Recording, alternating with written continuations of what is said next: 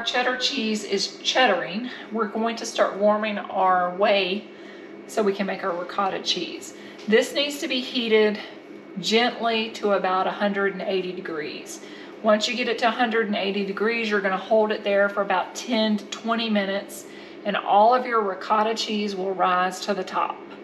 At that point, you're going to skim it off and put it into a strainer, and you'll end up with a beautiful ricotta cheese from fresh Cheddar Whey. We have this coming up to temperature, and it's almost at 150 degrees. And at that point, I want to go ahead and add some citric acid and some salt, just regular sea salt. What I do is add about a half a teaspoon of each of those per gallon of whey that I have, and I have about 4 gallons of whey here. So what I've done is added about 2 teaspoons of salt and 2 teaspoons of citric acid to about a cup of water, and I've got it completely dissolved in here. And we're coming up on 150 degrees on our ricotta temperature. Again, our goal temperature is about 180 degrees on this. So we're gonna go ahead and add this, and after we add this and stir this in, we're not gonna agitate this whey at all again. The only thing we'll be doing is scooping out our ricotta once it comes up to temperature and all the ricotta floats to the top. If you add too much acid at this point, your ricotta will sink and not rise. So a good rule of thumb is about a half a teaspoon of the citric acid per gallon of whey, and be as vigilant to get as close to that as possible on your measurements so you don't do too much and have your ricotta sinking instead of rising.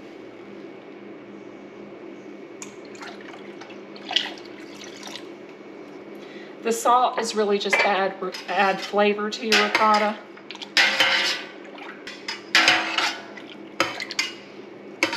And that's it.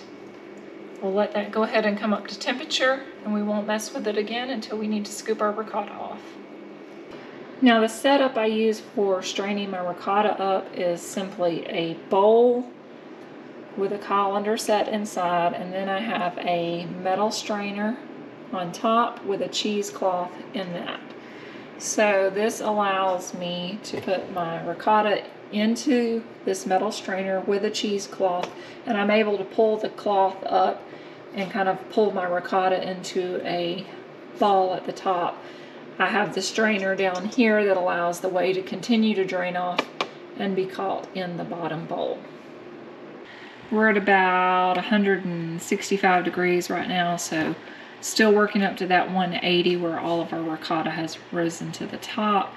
You can see the initial ricotta starting to rise to the top right now. All right, so our ricotta has come to the top and we're ready to scoop it off. I brought it up to about 185, 90 degrees in that range, and I've just let it sit for about 10 or 15 minutes just so all of the ricotta comes to the top.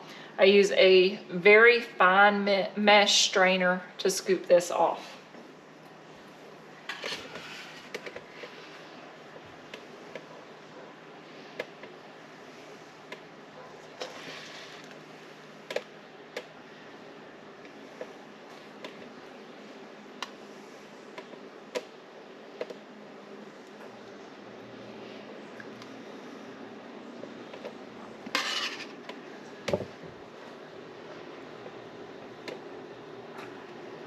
Just be real gentle getting it off the top so you don't mix it in. It'll be in a nice thick layer on the top.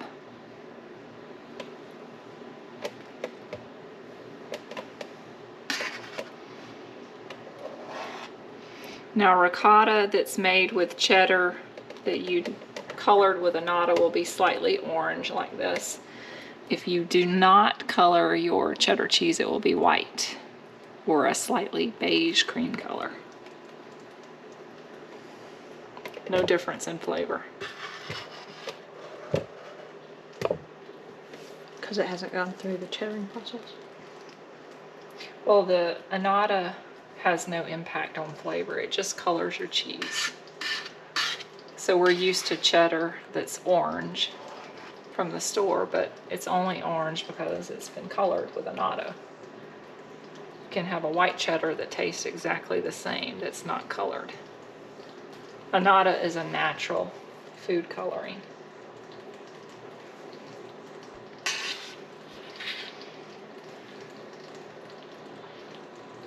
We like to use our ricotta to make an Italian cream cake that I made up a recipe for from several different recipes. You can also use your ricotta in lasagna, stuffed shells, a variety of recipes, but we really like the Italian cream cake with ricotta. So this is some hard cheddar that I made 2 years ago, so it's very aged. 7/14/21. Yeah, almost 2 years ago. Just make sure you cut off the outside portion of it, the part that looks a little bit moldy. Most of that is actually calcium, but some of it can be a little yeast, some of it can be a little mold, and it doesn't have a pleasant flavor, so you just take that off, and the inside cheese is what you want to eat.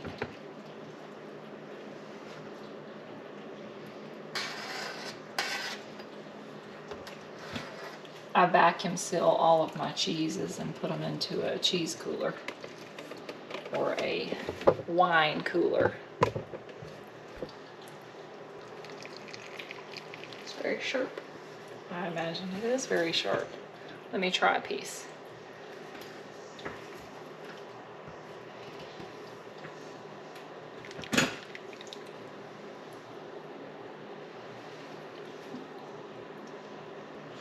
It's very good, just very sharp. Kind of tangy too, in a good way. Yeah. Amazing how you can keep milk that long just by preserving it as cheese. 2021 was Georgia's first lactation. She's now in her 3rd lactation. We're also milking Susie this year. And I've milked Susie before, but just not consistently. So the milk we use today for this cheese is a combination of Georgia and Susie milk.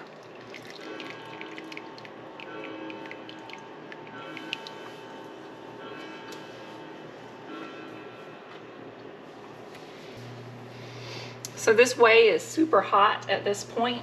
You don't want to feed it to any animals right now. Pour it on any plants. Honestly, you don't want to deal with it right now. It's just really hot. What I typically do with this whey is put a lid on it and leave it here till tomorrow. And then tomorrow, I'm going to mix it about 50-50 with water and water my plants with this. So here's all the ricotta that we've dipped out. It is going to very slowly strain through the cheesecloth, through the mesh strainer and the colander. And once it's completely drained out in about 2 to 3 hours, we'll actually get it into the refrigerator. So here's our ricotta. It's drained off most of the way at this point.